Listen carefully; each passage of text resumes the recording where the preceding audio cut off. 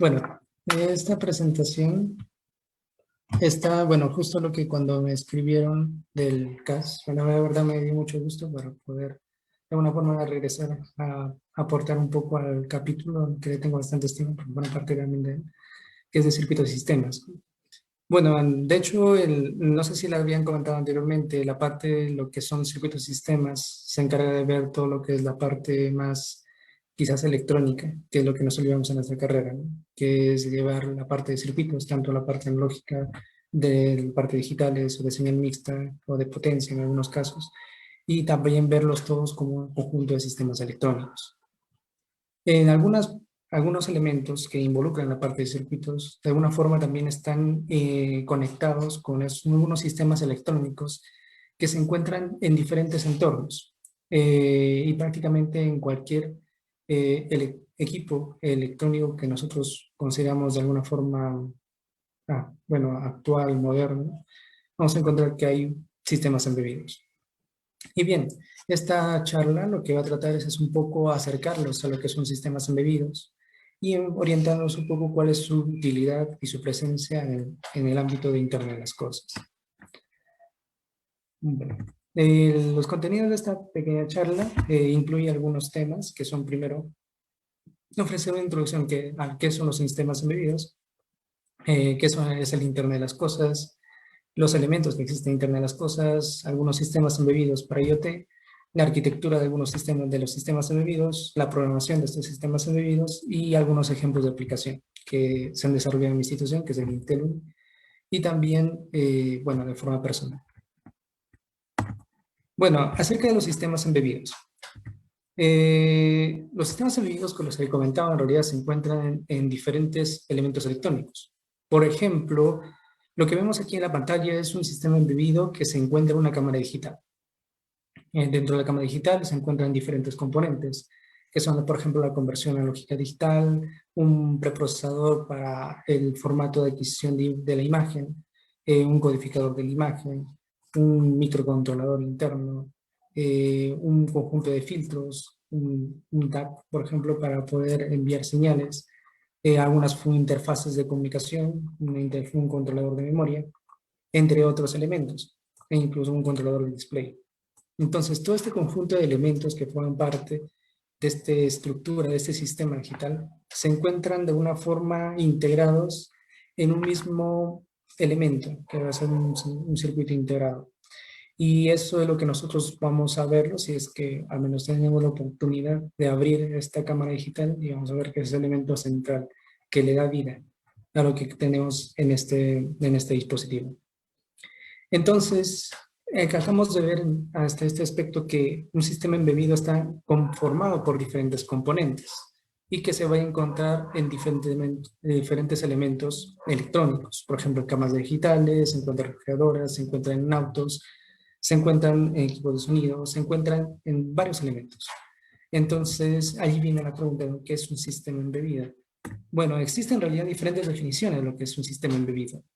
Algunas que las he podido recopilar, por ejemplo, es como un dispositivo de software y hardware computacionales que permiten aplicarlos a algunas determinadas soluciones o que tienen aplicaciones determinadas o aplicaciones específicas. Y eso involucra diferentes elementos. Algunas otras definiciones, por ejemplo, hablan acerca de sistemas que están basados en microprocesadores o microcontroladores y que no necesariamente están pensados para ser utilizados como una computadora convencional, como por ejemplo la que podemos tener en una laptop, una computadora de escritorio o incluso un celular, sino que son pensados con unas aplicaciones bastante específicas de tal manera que ellas se puedan incorporar en algunos otros dispositivos.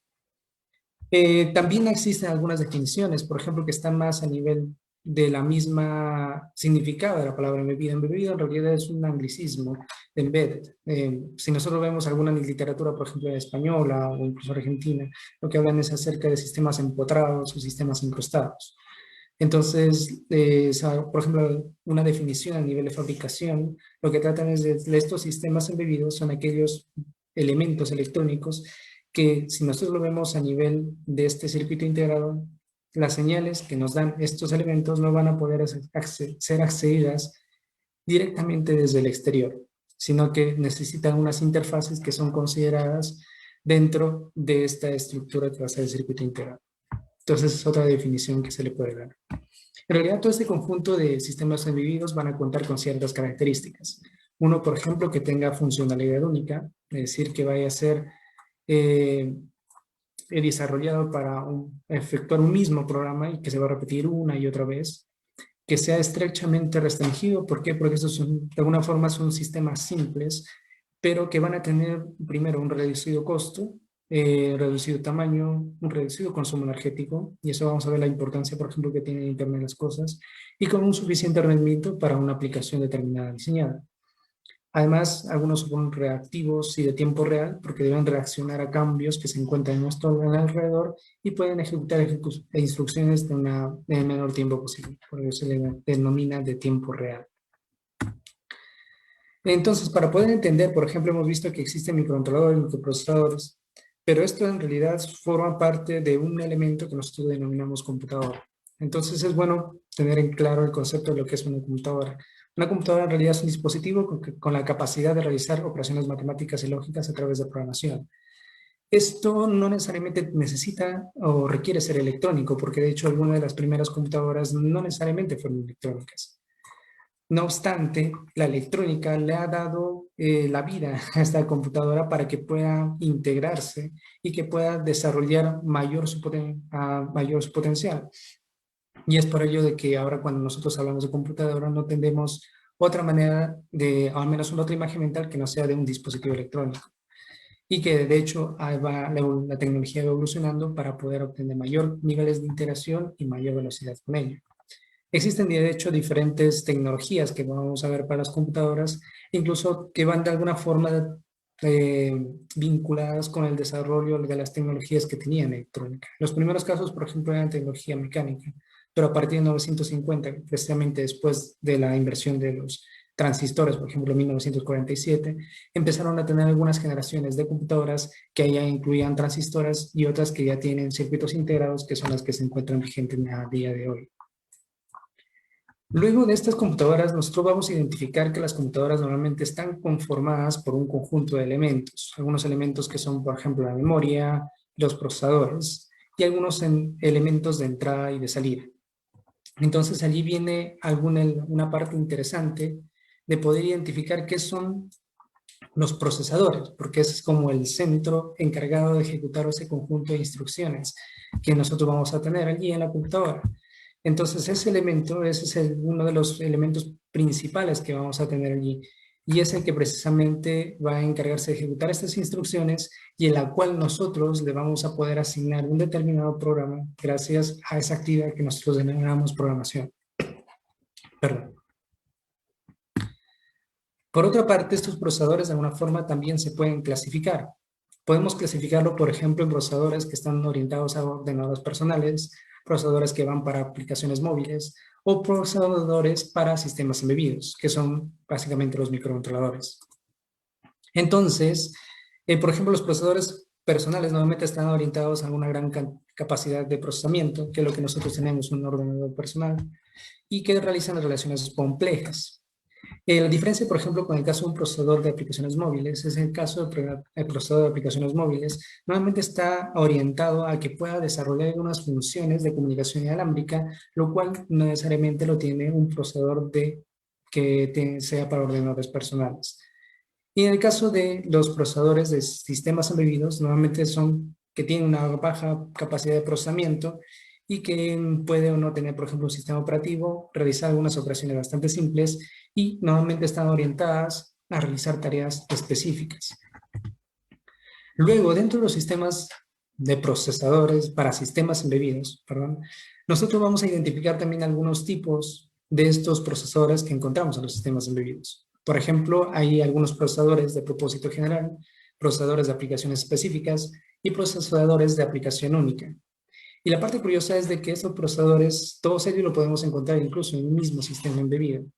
¿Por qué? Porque, por ejemplo, en el caso de los procesadores de un propósito general, nosotros vamos a encontrar lo que se encuentra, perdón, valga la redundancia, lo vamos a poder hallar en microprocesadores o microcontroladores. Por otra parte, los procesadores de aplicaciones específicas son más sencillos. En el caso de un procesador de propósito general, es el caso que nosotros vamos a apreciar acá son la estructura que tiene internamente el procesador. A nivel general va a tener un camino de datos, un controlador, una memoria, una memoria de programa y una memoria de datos. En este caso, por ejemplo, aquí nosotros hablamos de un archivo de registro. En cambio, en un procesador de aplicaciones específicas, a una parte de la memoria pues, puede estar ocupada ya por un programa para que pueda estar destinado específicamente para una aplicación. Entonces aquí solamente pueden tener algunos registros disponibles y con algunas, una unidad lógica aritmética que sea específicamente para esta aplicación. Y algunos de los clásicos para este tipo de procesadores encontramos los DSPs, que son los procesadores de señales digitales. En el caso de los procesadores de aplicación única, nuevamente es la estructura del sistema digital interno es mucho más sencillo, que solamente tiene un dato de memoria, y bueno, tiene también un controlador para poder darle las instrucciones, o para poder controlar cómo es que se van manifestando el conjunto de instrucciones que se le van a ir dando. Y de hecho ya tienen en algunos casos un programa pregrabado, de tal manera que ya cumple solamente esa función. Algunos de estos tipos de procesadores, por ejemplo, se encuentran en códecs de audio, video o interfaces de comunicación. Entonces, incluso hay algunos microcontroladores o algunos microprocesadores que son un poco más complejos que pueden encontrar en su conjunto tres tipos de procesadores. Y la parte interesante aquí poder verlo es de que estos procesadores nosotros lo vamos a encontrar en esos niveles de disponibilidad, en este caso para los microcontroladores. Y también nosotros vamos a ver que cada uno de ellos van a tener determinadas ventajas. Por ejemplo, en este caso, como es al ser de propósito general, es más fácil de fabricarlo. Y bueno, en este caso también brinda mayor facilidad para poder programarlo. Y en el caso de que son aplicaciones únicas, en este caso son diseños específicos que se hace para que tengan esa aplicación nada más y que en este caso pueden tener un mayor costo a nivel de ingeniería para poder diseñarlos y poder al final tener una fabricación de ellos. Bueno, cada uno tiene sus pros y sus contras. En el caso de acá, por ejemplo, una vez que hemos visto que también existen diferentes tipos de procesadores y de microcontroladores también, perdón, de procesadores para sistemas embebidos, es importante reconocer, por ejemplo, de que cuando hablamos de un microcontrolador, nuevamente estamos hablando de un sistema basado en microprocesadores, porque internamente el microcontrolador cuenta con un microprocesador. Pero también dentro del espectro, nosotros vamos a encontrar que existen también otros términos como llamamos las microcomputadoras, que son una especie de computadoras en miniatura que nosotros vamos a encontrar y dentro de las cuales vamos a ubicar, por ejemplo, un microprocesador embebido que va a tener algunas características de almacenamiento interno y demás, pero que adicionalmente, de forma externa, nosotros vamos a tener memoria y también periféricos. A diferencia de una microcomputadora, el microcontrolador, todos estos elementos que ustedes van a ver acá, se van a encontrar en un mismo sistema integrado que se encuentra aquí. Y que, bueno, van a tener las pines de entrada y salida para poder acceder a ellos y poder realizar también la programación. En este caso es importante poder distinguir entre uno y otro para saber también cuáles van a ser las aplicaciones de uno y otro. Y la capacidad de procesamiento, por ejemplo, que va a tener. En este caso va a tener menor capacidad de procesamiento a lo que te puede dar una microcomputadora. Ahora bien, hemos visto, por ejemplo, que existen esos dos términos, microcomputadora y la parte de los microcontroladores. Pero es importante, por ejemplo, identificar qué es un microcontrolador. El microcontrolador normalmente es un dispositivo electrónico que tiene un microprocesador y que tiene adicionalmente a este microprocesador algunos módulos adicionales de conversión, de comunicación, de puertos de entrada y salida, y todos estos elementos se encuentran integrados en un solo dispositivo, un solo circuito integrado, que es lo que vemos aquí. Y bueno, existen de hecho diferentes formas, tamaños y diferente capacidad. Algunos de los fabricantes más conocidos en este caso pueden encontrarse Microchip, por ejemplo, que también adquirió Atmel, que es uno de los más difundidos, al menos en torno a los microcontroladores de Atmel. Y bueno, en el caso de Microchip también es el fabricante de los PICs, los famosos PICs que se han popularizado bastante, al menos aquí en el Perú. Y bueno, existen adicionalmente otros que, bueno, si bien es cierto, no son tan conocidos aquí en nuestro medio, recién se están empezando a conocer más, pero que sí son de alguna forma líderes en el mercado a nivel internacional. Allí tenemos, por ejemplo, el caso de Texas Instruments, que tiene bastante fabricación, por ejemplo, de sistemas, bueno, estos microcontroladores para diferentes propósitos, entre los cuales también hay algunos que son orientados para comunicaciones inalámbricas, y asimismo de ST Microsystems.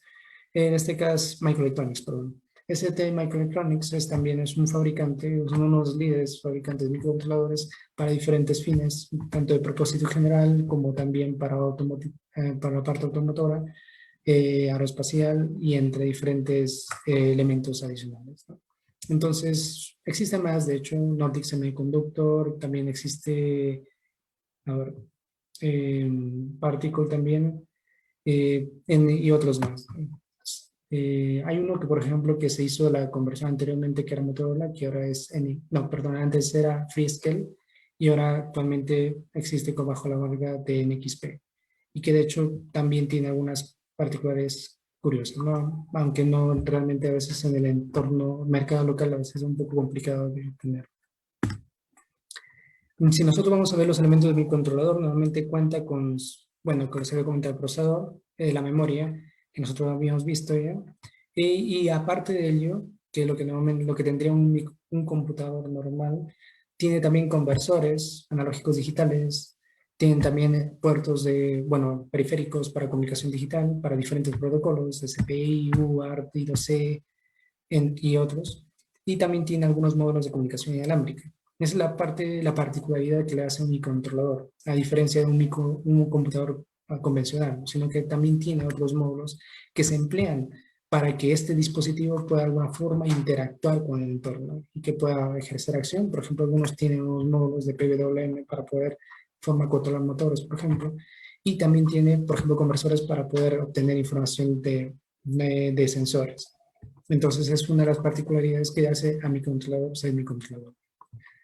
Luego, de hecho, mis controladores tienen diferentes aplicaciones para robots, automóviles, electrodomésticos, cámaras, instrumentos de medición, dispositivos médicos, y una de ellas también es la parte de Internet de las cosas. Y precisamente lo que le venía a comentar, cuál es esa aplicación que tendría entonces mis controladores o sistemas embebidos en general, en la parte de Internet de las cosas.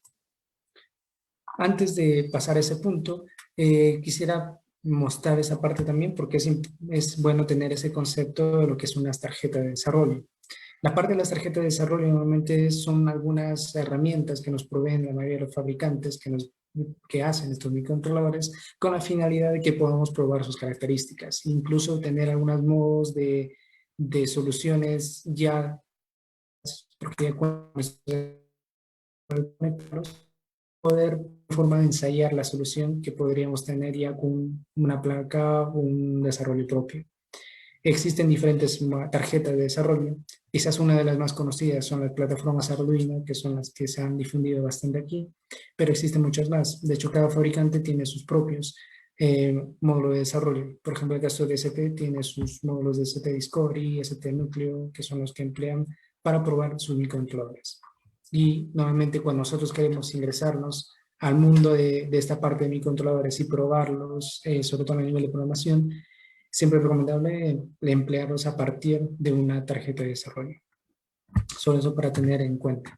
Y bueno, ya que había introducido también que una de las aplicaciones de los microcontroladores es precisamente en la parte interna de las cosas, es bueno reconocer cuáles son estas definiciones de Internet de las cosas. Bueno, quizás la mayoría ya tenga de alguna forma una noción de lo que es Internet de las cosas, pero bueno, para tenerlo quizás todos de una forma clara, el Internet de las cosas no es otra cosa que una conexión de objetos a nivel general, que nosotros lo conocemos como un objeto, a Internet, y que de alguna forma estos objetos van a generar información, van a interactuar entre sí y que no van a necesitar la interacción o la intervención directa de un ser humano para que puedan existir y coexistir entre ellos y brindarnos información. Nosotros vamos a entender objetos, en realidad cualquier elemento, ya sea planta, animal, reloj, celular, carros, TVs, lavadoras, lo que sea. Y la idea del Internet de las cosas, nosotros vamos a concebirlo como conectar cualquier cosa en cualquier lugar y en cualquier momento, que sabe por tener ubicuidad, que es cualquier cosa en cualquier lugar, tener también la parte de disponibilidad, que es la parte de tenerlo en cualquier momento esta información. Este término en realidad fue introducido hace más de 20 años atrás pero recién en el año 2008 es cuando cobra sentido. ¿Por qué? Porque a partir de 2008, estas son las curvas, por ejemplo, de lo que son la cantidad de población mundial y lo que es la cantidad de dispositivos disponibles. Entonces, nosotros vamos a ver que en el 2008 se produce como el punto de inflexión, donde la curva de la cantidad de dispositivos se cruza con la curva que viene con la cantidad de población mundial. Entonces, allí es donde se considera como el nacimiento, cuando el Internet de las cosas realmente cobra sentido, porque nosotros vamos a ver que ahora las personas van a tener una mayor cantidad de cosas conectadas a Internet que anteriormente no lo tenían. Y que esa cantidad de objetos que se van a conectar a Internet van a dar origen a todo este ecosistema que nosotros conoceremos como Internet de las cosas. Y de hecho existen ya proyecciones de cuándo la cantidad de cosas que se van a conectar y con las, bueno, de hecho que también existen diferentes aplicaciones que se pueden dar a este concepto. Algunas aplicaciones más importantes que nosotros podemos identificar, por ejemplo, este es un reporte que se dio del año pasado acerca de cuáles son las de una empresa de análisis de IoT que manifiestan, ¿no? Cuáles son aquellas de las aplicaciones que han tenido mayor impacto y o que tiene mayor tendencia a poder emplear Internet en sus industrias.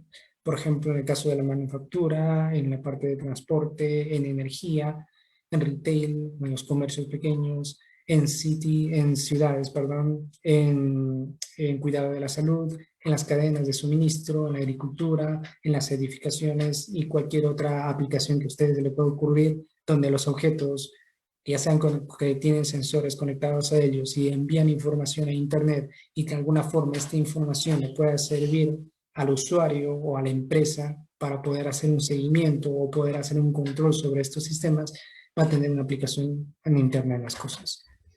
De hecho, algunas de las aplicaciones quizás más comunes se ha dado en las casas, con el nivel de automatización de viviendas, donde los elementos que se encontraban en una casa se pueden conectar a Internet.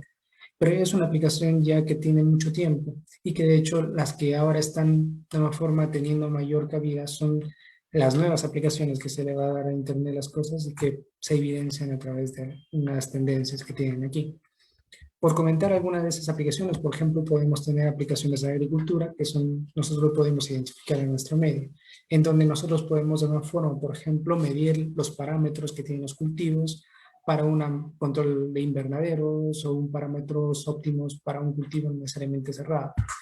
Y de hecho ya existen empresas a nivel del mundo que ya tienen esta solución, sí tienen soluciones de este tipo, empresas como el caso en Tailandia o en Gran Bretaña o incluso aquí mismo en Colombia, donde de alguna forma esta aplicación de Internet de las Cosas ha tenido un mayor auge de lo que tiene acá.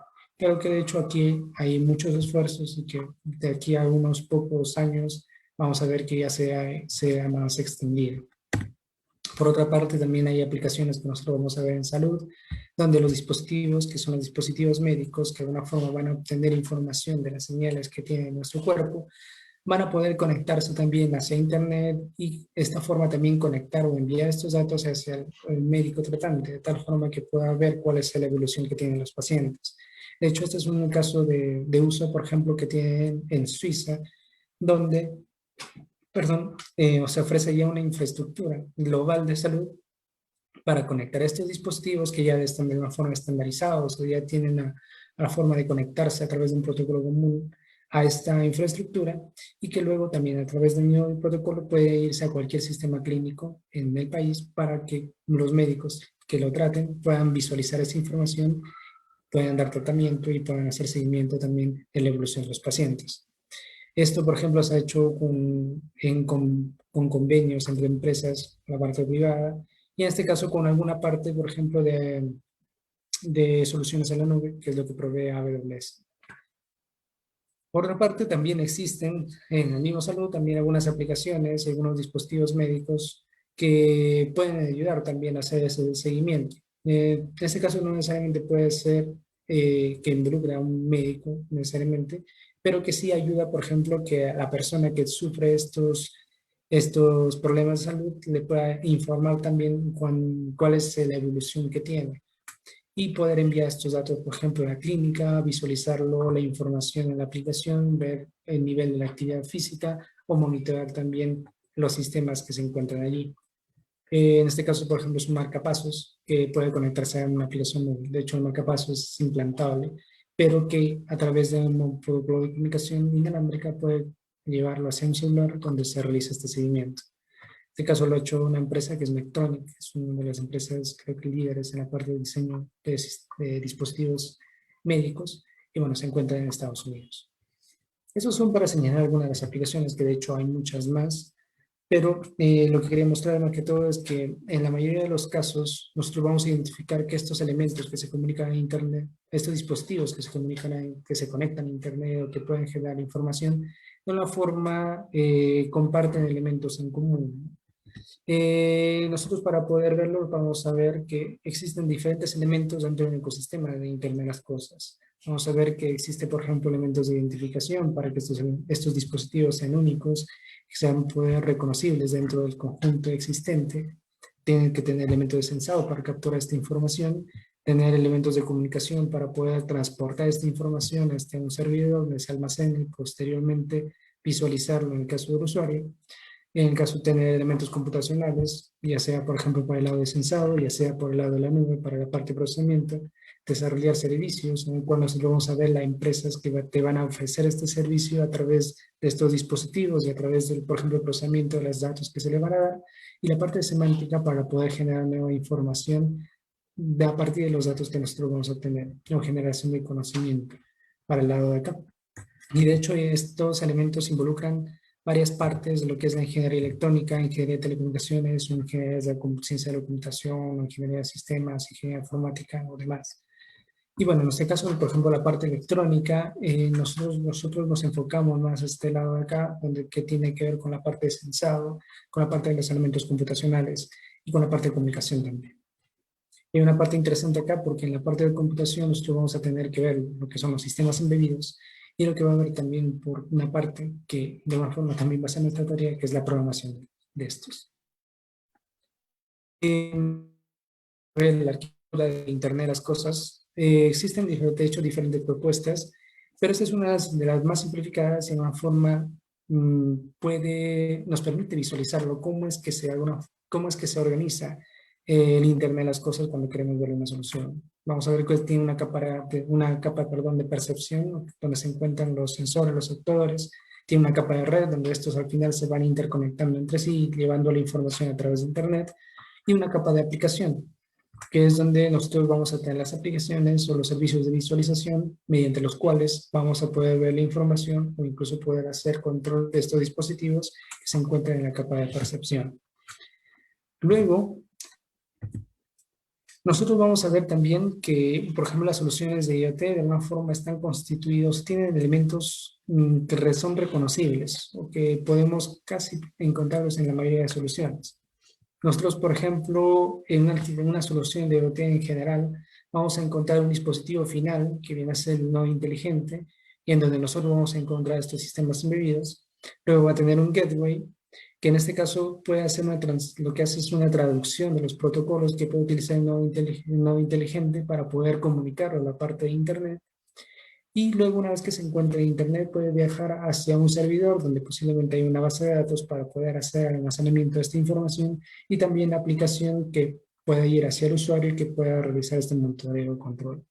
Dentro del nodo inteligente, nosotros vamos a reconocer algunos elementos, tales como los sensores, que nos van a permitir capturar la información del medio, los actuadores para poder ejercer alguna forma de actuación sobre su entorno, un sistema de energía que le va a dar energía a todos los elementos, una comunicación inalámbrica para poder transportar esta información, ya sea a través del aire o a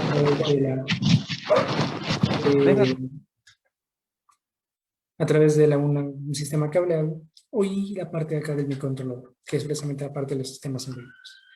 Y bien, entonces, una vez que hemos hecho esta parte de repaso medio rápido de lo que forma el Internet de las cosas y estos dispositivos finales donde vamos a encontrar estos microcontroladores, es donde vamos a ver estos sistemas embebidos para IoT. Los nodos de IoT, que estos son los dispositivos finales que hemos visto que al final que se interconectan entre sí, van a generar información y llevan hacia Internet. Internamente están constituidos por estos elementos que van a ser los sensores, actuadores, un sistema computacional de bajo costo, un sistema de energía y un medio de comunicación. Entonces, aquí lo que nos va a interesar un poco más va a ser la parte de acá del sistema computacional, que viene a ser el controlador. Y de hecho, en la parte de microcontroladores, nosotros vamos a encontrar una gran variedad que nos van a servir para diferentes fines. Algunos que son, por ejemplo, de propósito general, como algunos que ya son conocidos, como de Arnell o Microchip. Uno precisamente quizás es el más difundido en el medio, que son los Arduinos. Y algunos que tienen unas características peculiares, como el caso de Espressif, por ejemplo, que brinda algunos microcontroladores que ya cuentan con una interfaz de comunicación inalámbrica. O el caso de algunos microcontroladores de algunos fabricantes que de alguna forma lideran en el mercado a nivel internacional, ¿no? Que es el caso de ST, Texas Instruments. Y en el caso de Cypress es algo interesante porque en este caso este microcontrolador tiene la posibilidad de poder realizar una, una configuración de elementos analógicos dentro del mismo microcontrolador. Algo que al menos solamente alguno de ellos tiene y los de acá no. Esta parte es bastante particular de Cypress, al menos de lo que yo he revisado, no he encontrado un microcontrolador que te dé esta opción. Y que, bueno, para por ejemplo hacer adaptación de algunos sensores que requieran esta parte analógica, es bastante ayuda. Bien, por otra parte, nosotros vamos a ver que estos microcontroladores de alguna forma no van a necesitar ser programados. La parte de programación parte de una idea que viene a ser el algoritmo de una aplicación que vamos a depositar en este microcontrolador. Tal como se hacía, por ejemplo, en una computadora, la parte de programación. Este algoritmo va a ser un conjunto de pasos que nosotros vamos a darle para que este dispositivo pueda efectuarlas. Y luego vamos a tener ciertas alternativas de cómo vamos a querer implementar esta programación. Una programación que puede ser directa, es decir, que nosotros lo vamos a poder depositar este programa directamente en este microcontrolador. Y la parte, digamos de una forma, la particularidad que tiene esta forma de implementación, que en algunos casos le denominan bare metal, es que nosotros vamos a tener algunos niveles. En el caso, por ejemplo, de mi controlador, tenemos la parte de hardware, un conjunto de drivers que es una capa intermedia entre el hardware y la aplicación, que normalmente lo provee el mismo fabricante. Y directamente sobre esa capa nosotros ya tenemos la aplicación. La diferencia de la implementación empleando la parte de sistemas operativos es que en el caso de un sistema operativo nos das algunos niveles adicionales, en los cuales tenemos, por ejemplo, igual que en el anterior caso, un hardware, pero en la capa intermedia ya nosotros ya no tenemos solamente los drivers que nos da mi fabricante, sino lo que tenemos es un conjunto de elementos de software que nos va a permitir de alguna manera abstraer las capas más bajas que son de hardware para que la aplicación se dedique o, bueno, se centre en utilizar las herramientas que le provee el sistema operativo sin necesidad de volcarse hacia los drivers que provee solamente el hardware. Aquí es, por ejemplo, una parte interesante o una forma de comparación que podríamos verlo, es cuando utilizamos un sistema operativo en una computadora.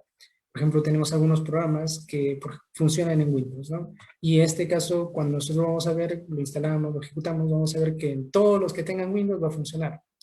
Y independientemente de cuál sea el hardware, ya sea, por ejemplo, una computadora Lenovo, HP, sea Asus, la que sea, como tienen Windows, entonces la aplicación siempre y cuando las características de hardware obviamente sean las recomendadas para la aplicación, va a funcionar. Entonces es la parte interesante, ¿no? Porque la gente, a menos que hace aplicaciones, en este caso para sistemas embebidos, se preocupa solamente de hacerlo para el sistema operativo en particular y ya no tanto en nivel navegar hacia la parte de hardware. Otra parte interesante que nos ofrece trabajarlo a nivel de sistema operativo es de que al desarrollar de esta manera, el sistema operativo de alguna forma abstrae alguna de las particularidades propias de algunos de los componentes de hardware que manejarlos de bare metal o de forma directa es un poco complicado, sobre todo la parte de sistemas de comunicaciones inalámbricas. Normalmente, por ejemplo, para comunicaciones inalámbricas hay formas y de hecho hay librerías que permiten hacer una programación directa, pero también existen sistemas operativos que están orientados precisamente para cubrir esta necesidad, como el caso, por ejemplo, de Contiki, ArrayOT, MongoOS, por ejemplo, que son algunos de estos elementos, sistemas operativos que están orientados específicamente para sistemas embebidos y que abstraen esa parte de comunicación para utilizar los componentes del sistema operativo y desarrollar sobre ellos la aplicación. Otro elemento que nosotros vamos a tener en cuenta, sobre todo al momento de manejar sistemas operativos, es de que cuando hablamos de la Internet de las cosas, vamos a ver que estos sistemas operativos necesitan comunicarse de alguna forma hacia el exterior, hacia afuera, y llevarlos esto finalmente hacia Internet. Y por ello es necesario reconocer qué protocolos de comunicación van a utilizarse. De hecho, en la parte del ecosistema de Internet de las cosas existen diferentes protocolos de comunicación y que en algunos casos algunos autores optan por clasificarlos de acuerdo al nivel de alcance que tienen sus protocolos.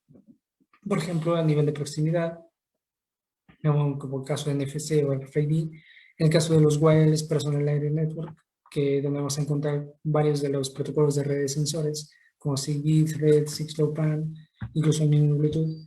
En el caso de Wireless Local Area Network, o WLAN, encontramos la mayoría de los protocolos de Wi-Fi. En algunos que son de área de vecindario, encontramos algunos protocolos particulares que son incluso en algunos casos variaciones de los protocolos que tenemos aquí, como el caso de WISAN o 6B NAN, que son variaciones de Zigbee o WISAN o 6LoWPAN para tener un mayor alcance, utilizándolo en las capas inferiores los mismos elementos de los protocolos originales. Y bueno, acá en la parte de área amplia, nosotros vamos a encontrar algunas que emplean zonas no licenciadas, nuevamente de acuerdo al espectro que nosotros tenemos de radiocomunicaciones, unos que emplean bandas licenciadas y otros que emplean bandas no licenciadas. En los que emplean bandas licenciadas, normalmente son los proveedores de telefonía celular, pero que adaptan alguna parte de su infraestructura para proveer protocolos que están orientados específicamente para objetos, como es el caso del ETM y también el caso del Narrowband IoT, que bueno, acá aparece como está en esta gráfica. Y en el caso de los que no emplean bandas licenciadas o emplean bandas no licenciadas, en el caso de, por ejemplo, tenemos el LoRa, y bueno, en realidad la escritora que es LoRaWAN, y en el caso de Sigfox o a otros más que se encuentran por allí. Y es una parte interesante acá reconocerlo también, porque nos va a ver cuáles van a ser la estrategia para poder utilizar un u otro. Y bueno, les voy a comentar un poco más adelante. Un poco para poder entender por qué es necesario saber este tema de los protocolos de comunicación, es porque internamente los microcontroladores que van a tener estas posibilidades de comunicación necesitan implementar estos protocolos de comunicación. Y para poder implementarlos, también de alguna forma es bueno reconocer que estos protocolos de comunicación se encuentran organizados también a nivel de capas, que nosotros vamos a verlo, por ejemplo, a nivel de capa física, capa de enlace de datos, de red, de transporte, de aplicación, que es bueno, las capas, modelo de capas TCP/IP. Y en este caso, por ejemplo, es uno de los protocolos, también hemos tenido la oportunidad de trabajar, de programar un dispositivo para este protocolo, que es el 6LoWPAN. Este protocolo es bastante curioso porque está basado en un conjunto de capas que está orientado para redes de sensores. Estas capas son las mismas que emplea Zigbee, pero que en capas superiores está basado en estándares. Estándares están ya sea del IETF, que son los que norman de Internet, o del IEEE, en este caso la de IEEE. Y en las capas intermedias, justamente hay una capa muy interesante que es la LoWPAN. Esta parte de LoWPAN es una capa que hace una transición de lo que es la parte de IPv6, hace como una conversión de lo que es IPv6 que se encuentra en esta capa a la capa que se encuentra, capa física, que es IEEE 802.15.4, que se emplea en redes sensores. ¿Cuál es la diferencia? La diferencia es que en el caso de IPv6, por ejemplo, nosotros estamos considerando una cantidad de la cabecera de IPv6, una cantidad de datos que se van a poder transportar allí.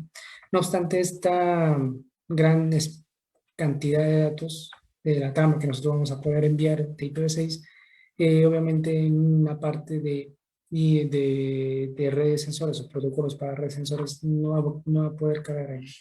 Entonces, esta capa lo que se encarga es de poder, de una forma, de realizar ciertos procedimientos de fragmentación de la trama y poder también recomponerlo al lado del receptor, de tal manera de que para capas superiores ya lo vean no como una capa de redes de sensores, sino que lo vean como IPv6.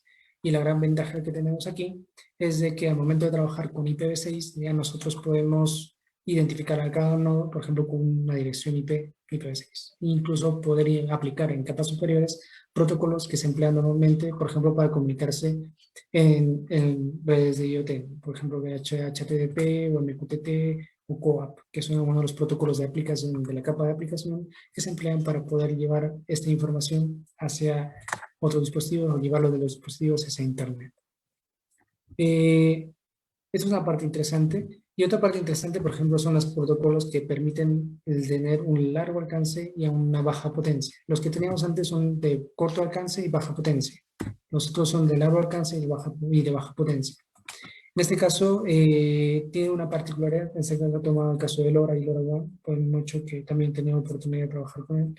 Y bueno, lo que hace es internamente las capas físicas, que son las que se encuentran por acá, hace una modulación que es bastante particular, que se llama una modulación de espectro de chip spread, que es una buena traducción para ello, pero que hace que la frecuencia de alguna forma vaya variando cuando cada vez que se va enviando un dato. Hace una variación, hace un corrimiento de frecuencia y nuevamente regresa. Es una modulación bastante curiosa y que, bueno, esta modulación es la que permite finalmente poder tener que pueda enviar a largas distancias, pero que a su vez el consumo energético sea mínimo.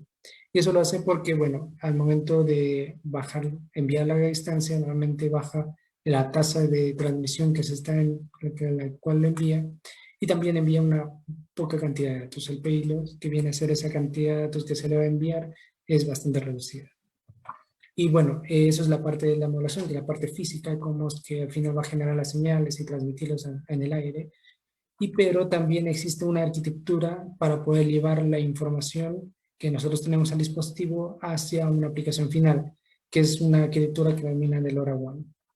En el caso de LoRaWAN, nosotros vamos a tener un conjunto de dispositivos, que son los dispositivos finales, que se van a conectar con un conjunto de gateways, y estos gateways van a pasar por un servidor de red que se va a encargar de filtrar algunos de los paquetes, de unificarlos y poder asociarlos también a un dispositivo de aplicación de servidor de aplicación. Una vez que ya se hace esa identificación o tiene esa identificación de los dispositivos finales con el servidor de aplicación, con su entidad virtual, ya nosotros podríamos obtener los datos que son enviados de este elemento. Aquí, por ejemplo, lo que vamos a ver que finalmente lo que se envía o lo que nosotros lo enviamos en la parte de aplicación está sobre la parte de LoRaWAN. No obstante, aquí, por ejemplo, no estamos empleando otros protocolos que en ningún otro dispositivo se emplean, como el caso de MQTT o HTTP o QAP. Para ello, normalmente lo que hacen es que del servidor de aplicación, se hace una integración por este lado para poder llevarlo a otra plataforma que sea la que más le sea de utilidad, y a través de un protocolo que normalmente se emplea en este lado, ¿no? Que sea HTTP o MQTT. Entonces, más o menos, cómo nosotros podríamos desarrollarlo por ese lado. Asimismo, para estos protocolos también tenemos cierto hardware, ciertos microcontroladores que van a implementar también esta capacidad. Por ejemplo, si vamos a un nivel de Bluetooth, existen los microcontroladores como HC05. Y en el caso de Wi-Fi, por ejemplo, SPK8266. Pongo esto porque son los que se pueden encontrar aquí. De hecho, existen muchos más, pero son los que se podríamos encontrar acá. Y acá, bueno, hay un caso particular, que es el caso del SP32, que internamente incluye tanto los protocolos de comunicación para Wi-Fi como Bluetooth. Así que, bueno, es una plataforma bastante curiosa, bastante útil cuando se quiere ensayar, ¿no? Cualquiera de los protocolos. En este caso yo tuve la oportunidad de trabajar con este dispositivo, que es el CSS2652, perdón. Este dispositivo, este microcontrolador, sirve para poder implementar estos protocolos que son el SIGCOMPAN y el SIGBee. Y bueno, les comenté también por qué es la ventaja de SIGCOMPAN, es precisamente porque pasa esa traducción de las capas que son de una forma reducidas para redes sensores, pero que tienen la capa superior ya IPv6.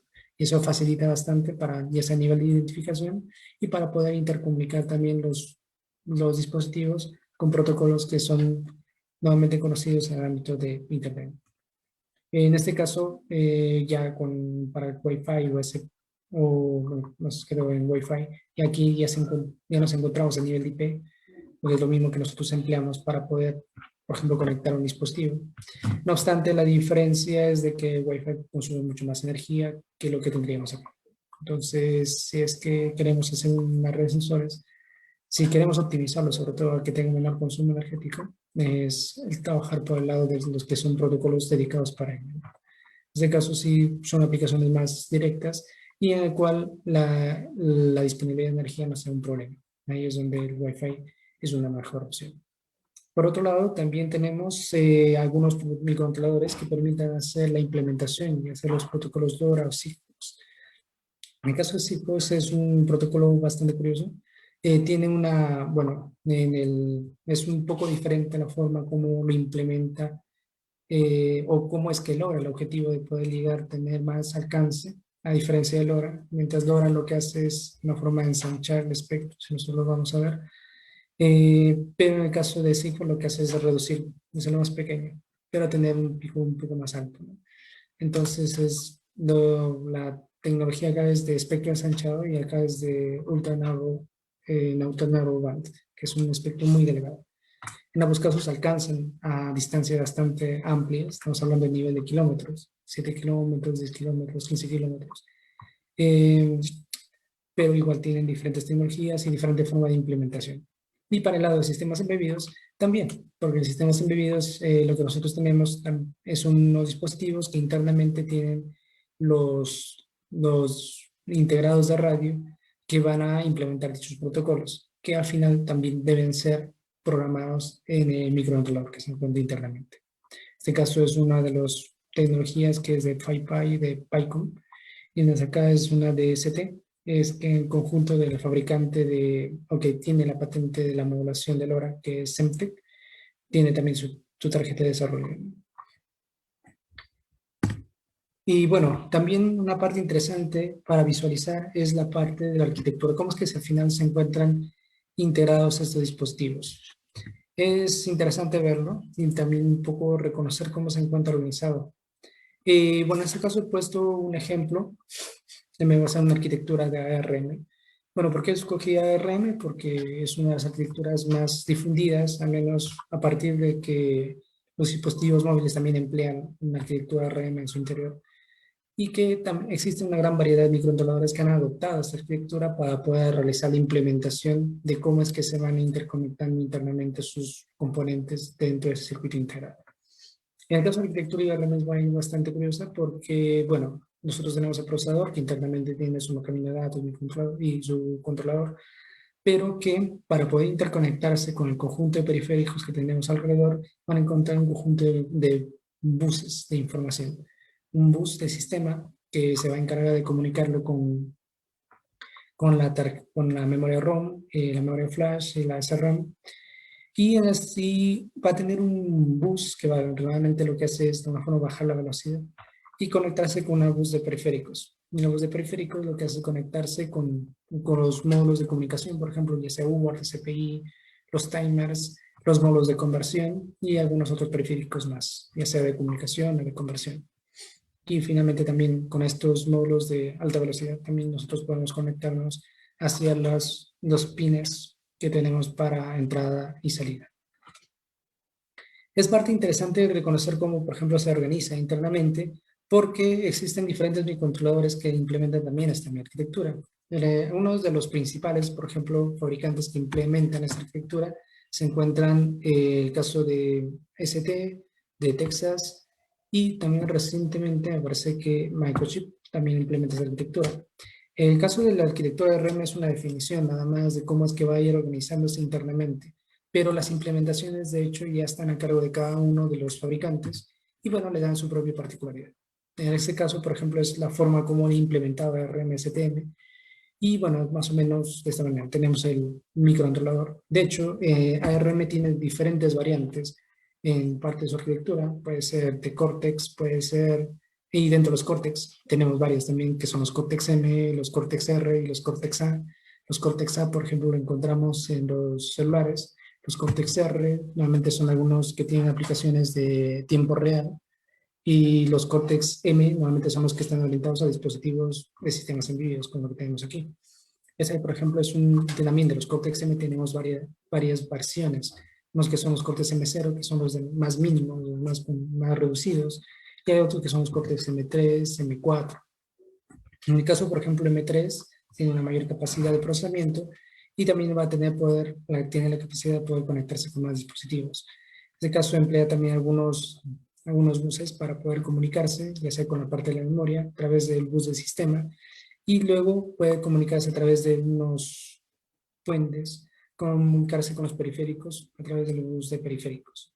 Y luego tiene algunas unidades para poder realizar la escritura o el acceso directo y la lectura directa hacia la memoria.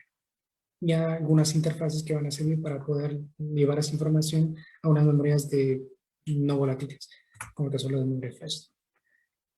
Aquí, por ejemplo, había puesto un gráfico de uno de los dispositivos que incluso se pueden encontrar acá, que es un Blue, bueno, si lo encuentra por internet va a ser como un Blue Pill, pero aquí lo conocen como el STM, y que es su STM32, que es un dispositivo bastante pequeño, de hecho, que internamente cuenta con una versión de STM, que es el STM F103C8, si no me equivoco, que, bueno, tiene esta arquitectura, ¿no? Y que, bueno, la particularidad o la ventaja que yo le vería, al menos respecto a otros, es de que dentro de su matriz, para poder llevar hacia la comunicación a los periféricos, de una forma van diseñado para que puedan ser reintercambiables, ¿no? Que puedas emplear cualquiera de esos pines para cualquiera de los módulos que vamos a tener. Y es bastante interesante. De hecho, que también se tiene que leer la literatura, que son la hoja de datos que nos da el fabricante, y poder revisar, ¿no?, la capacidad, que nuevamente su capacidad sí es bastante más reducida de otras versiones que tienen también el fabricante para este microcontrolador. Este es otro microcontrolador, quizás es uno de los más conocidos acá y creo que es uno de los más empleados en muchas de las soluciones que han podido ver, que es el SP32. Y bueno, también he tenido oportunidad de trabajarlo. Y bueno, la arquitectura como es que se ve, normalmente tiene dos core o dos CPUs, que es uno de programa y otro de aplicación, que bueno, en realidad pueden ser utilizados de forma distinta, pero que entre ellos van a poder eh, acceder a los periféricos, a la memoria externa, bueno, a la cache de memoria, al administrador de memoria, a la memoria externa, y a la memoria embebida y bueno, el módulo para acceso directo a la memoria. Y bueno, acá en realidad un poco interesante es verlo cómo se organiza internamente, precisamente por eso el ARM es bastante conocido. Lamentablemente otras arquitecturas no son tan abiertas para poder mostrar cómo es que se organiza, como es el caso de acá, ¿no? El caso de acá, por ejemplo, emplea una arquitectura un poco diferente. Si no me equivoco, es una arquitectura RISC. Pero que igual, nosotros podemos darnos una idea de cómo se encuentra organizado internamente. Esto es, por ejemplo, un bloque que nos da el mismo fabricante, donde se muestran, ¿no?, los elementos, los dos core que tenemos aquí, las unidades criptográficas, que es algo interesante. Esto podemos calificarlo como un procesador interno, pero de aplicación única, porque solamente realiza la parte de encriptación nada más, y que se comunica con este microprocesador.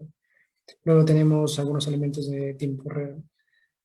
Y la parte de comunicaciones, que es la parte interesante, ¿no?, que tiene este microcontrolador, que nos permite comunicarlo ya sea por Bluetooth o ya sea por Wi-Fi. Y bueno, los otros conjuntos de periféricos adicionales que se encuentran para comunicación con otros dispositivos. Otro elemento interesante también, y que en este caso es para comunicaciones pero de largo alcance, que es el LoRa y Sigfox, ese que se tiene acá, es el PyCon. Y en el caso de PyCon es bastante curioso porque emplea el otro elemento, que es el SP32, en su interior, y que puede realizar esa comunicación y que internamente, bueno, a través de los puertos de CPI, puede comunicarse con el módulo de Semtech para realizar la modulación LoRa y comunicarse mediante LoRa, y también pueden comunicarse con otros elementos de RF para tener algunas opciones de antenas y otros elementos, otros microcontroladores para conectarse a través del ETM o Narrowband IoT. Bueno, eso es como que el que tiene como cinco protocolos, porque aquí tiene dos protocolos, aquí otros dos, y aquí otros dos. Son 6 protocolos en total, que en el mismo dispositivo. Y todo, bueno, con la selección de cada uno de ellos es a nivel de programación. Y ahora viene la parte también curiosa, que es la parte de programación.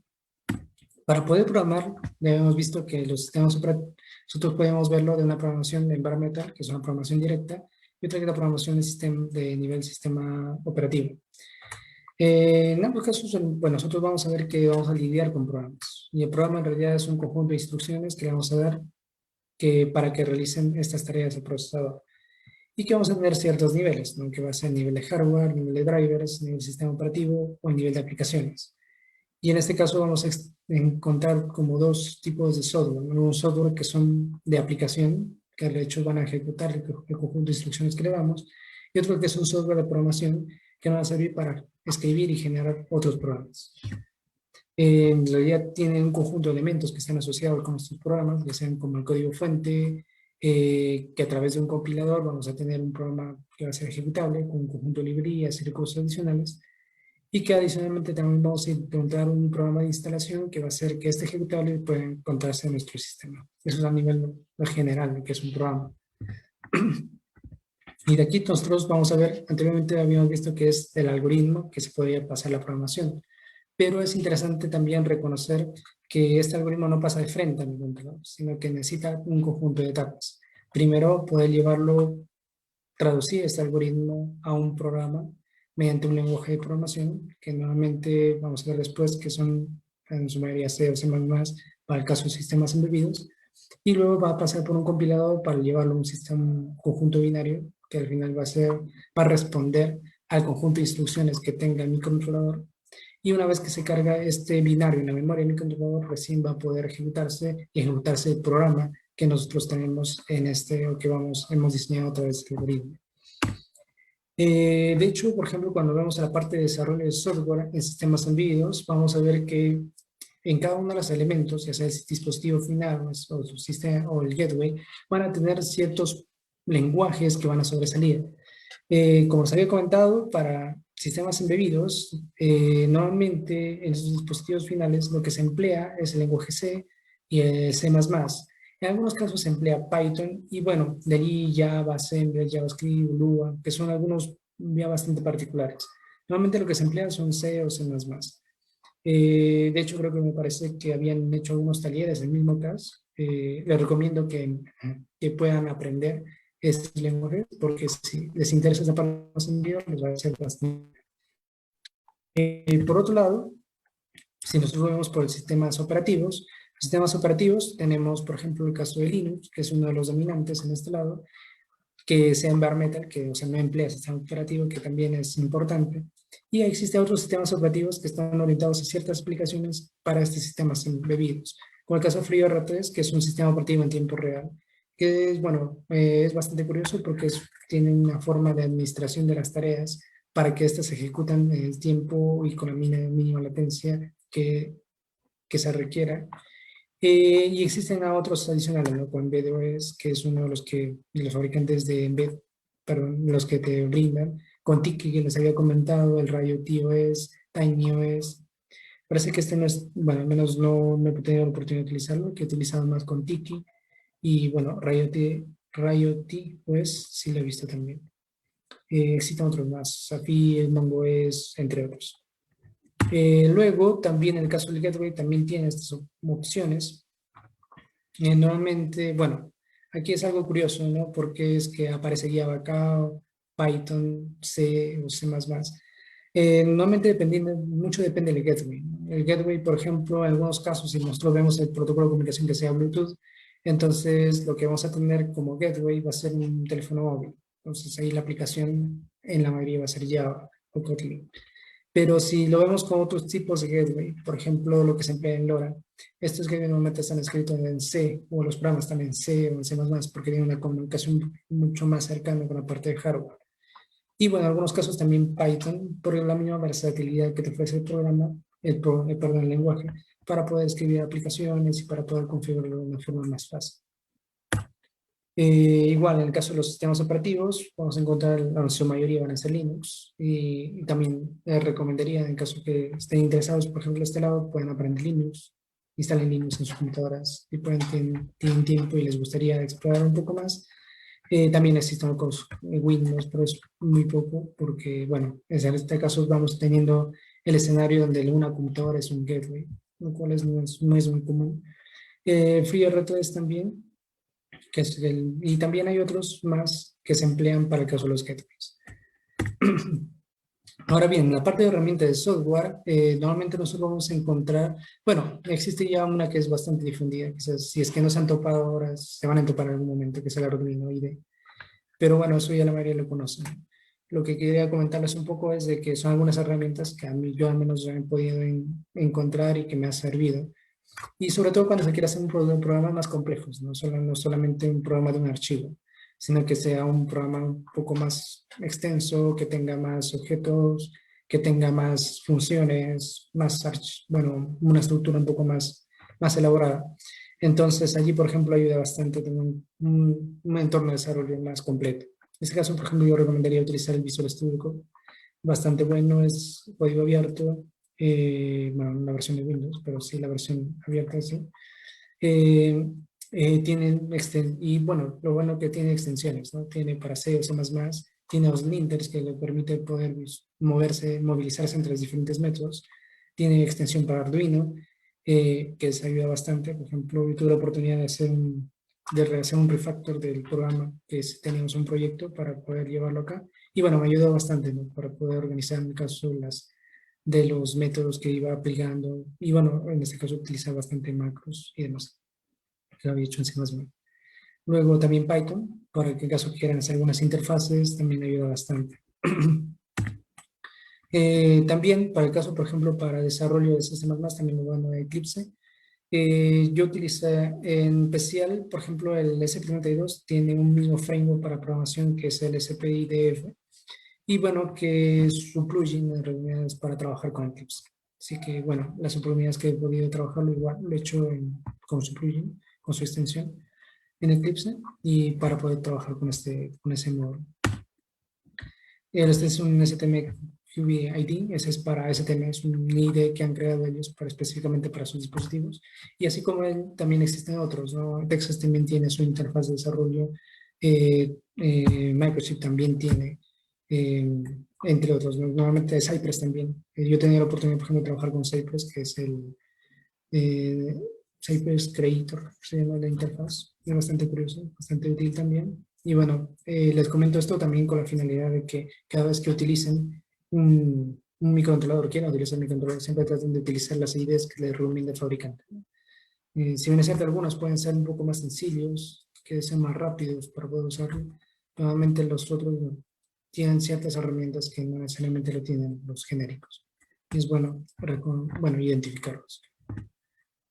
Un poco más de los ejemplos para ir cerrando esta parte. Esto es lo que había realizado para mi tesis.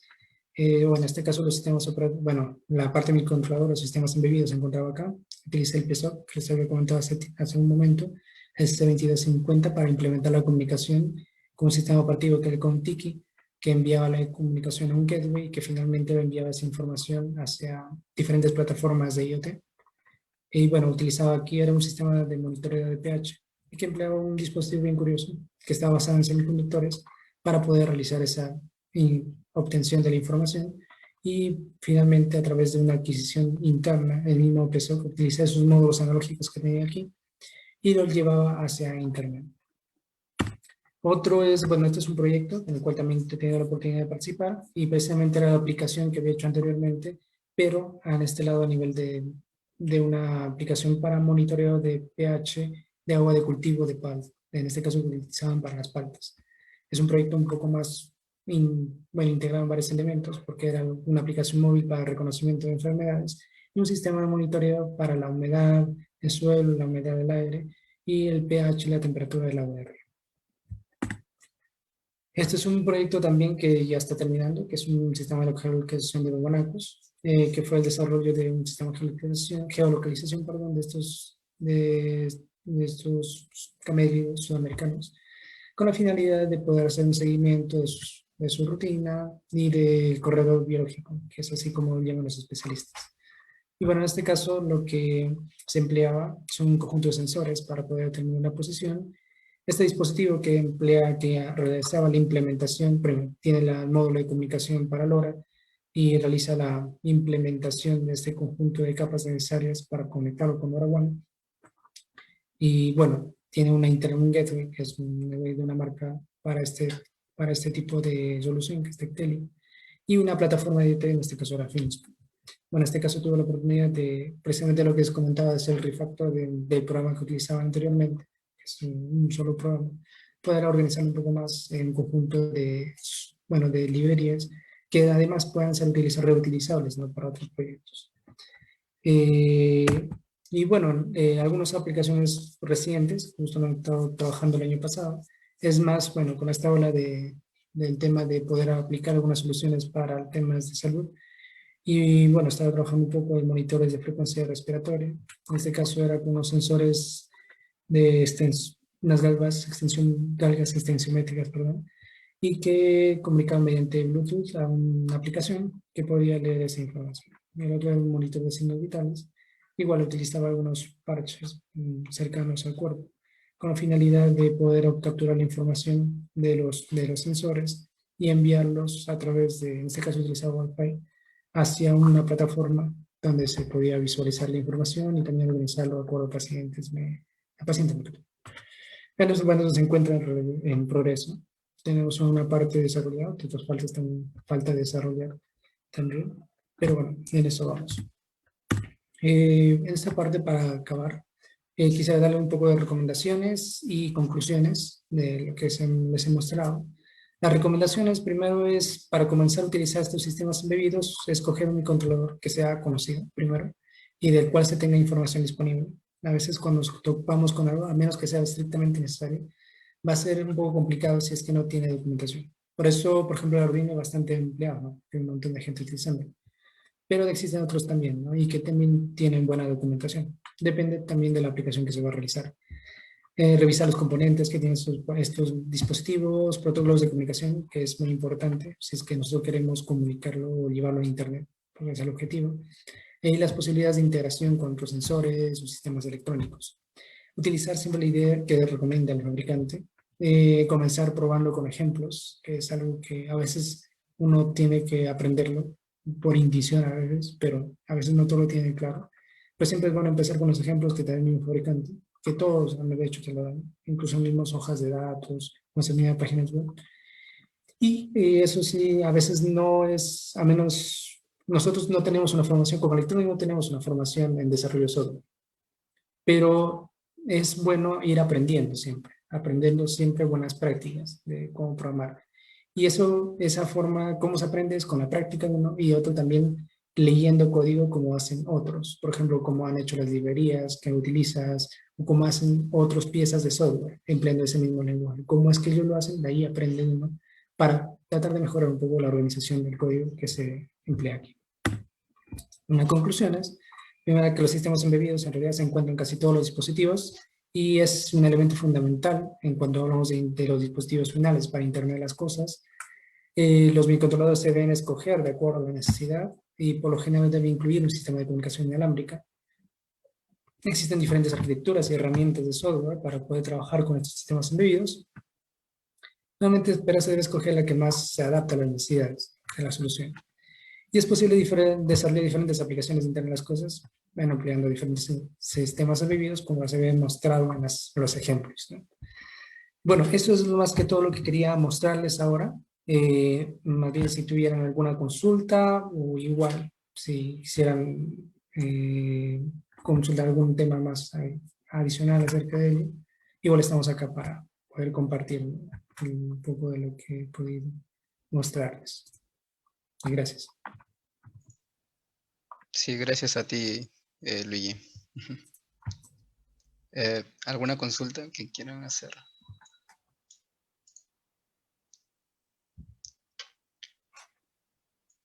A ver, unos minutitos ahí. Claro,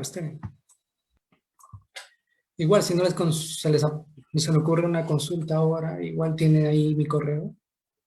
Se lo voy a compartir. A ver, están preguntando, dice, ¿a qué te refieres con el IDE recomendada por el fabricante? Ya. El ID de fabricante, bueno, vamos a ver.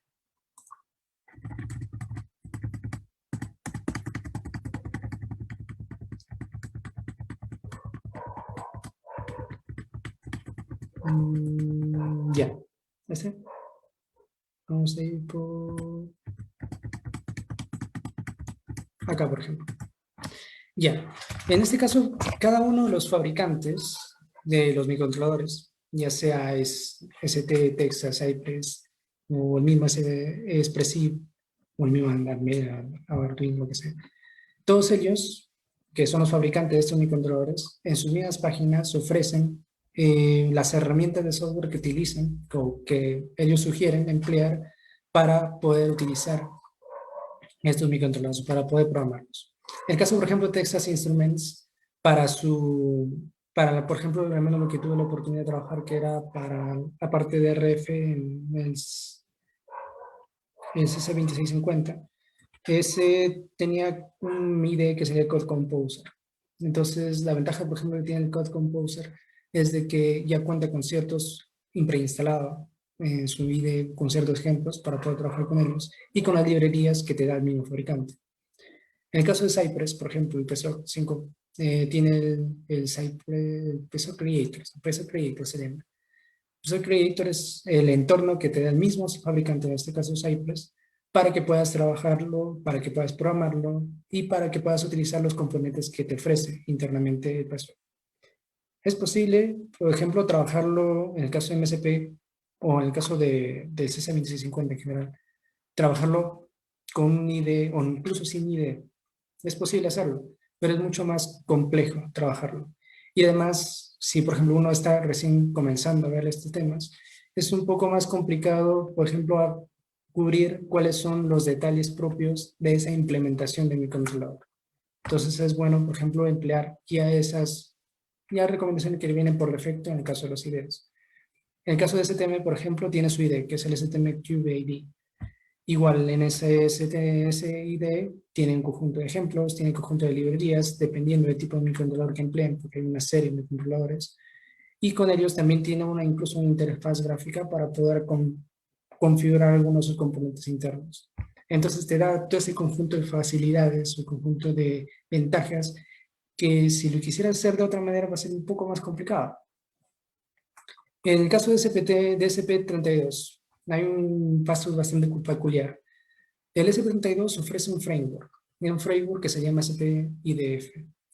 Pero también, por ejemplo, hay algunas implementaciones que lo pueden hacer mediante Arduino. ¿Cuál es la ventaja que haga un Arduino, por ejemplo? No es que necesariamente tenga algo en contra del Arduino, de la idea de Arduino, pero hay algo interesante que sería bueno reconocer, es de que es bastante sencillo. Bastante sencillo la idea en conjunto, el entorno de desarrollo. ¿Por qué? Porque si nosotros vamos a dar cuenta, por ejemplo, queremos ver la definición de uno de los métodos que estamos usando, un poco más complicado navegar entre los archivos que tienen esa definición. Y en este caso, poder hacer un seguimiento, por ejemplo, de algunos errores o demás, es un poco más complicado también. Por ejemplo, para que te reconozca la sintaxis, para que te reconozca si has hecho uso bien de una función o demás. Entonces, en el caso, por ejemplo, de IDEs más completos, ya cuentan con este conjunto de librerías instaladas y también cuentan con estas herramientas para poder reconocer la sintaxis, para reconocer, por ejemplo, poder navegar entre las diferentes funciones de librerías, y cuál es una ayuda, muy buena ayuda para cuando quieres desarrollar un software.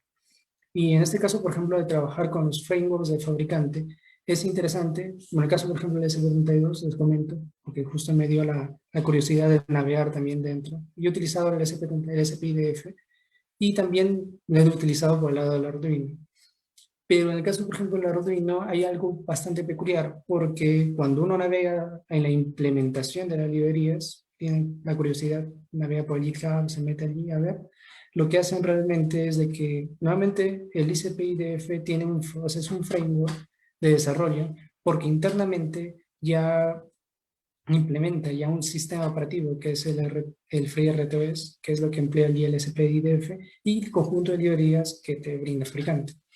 Entonces, que al menos qué es lo que han hecho para ese lado para poder llevarle Arduino, es de que han creado una tarea dentro, nuevamente cuando vamos al sistema operativo, normalmente tú creas unas tareas de cómo y que se van a ejecutar de forma casi independiente, ¿no? Cada una de estas tareas, que se pueden intercomunicar entre sí, pero cada uno de ellos es como un hilo de ejecución, como lo que hace un sistema operativo normal, tenemos acá.